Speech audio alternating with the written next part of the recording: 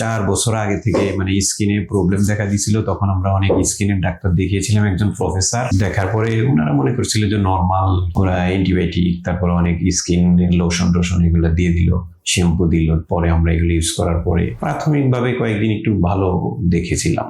পরে যখন আবার 1 মাস গেছে, 2 মাস গেছে, তখন আবার ফেরত আসছে। পিজি হাসপাতালের একজন প্রফেসরকে দেখাইলাম, উনিও দেখে বললে এটা সোরিয়াসিস। তারপরে আমি পিজি হাসপাতাল থেকে বায়োপসি করাইলাম ওনাদের পরামর্শে।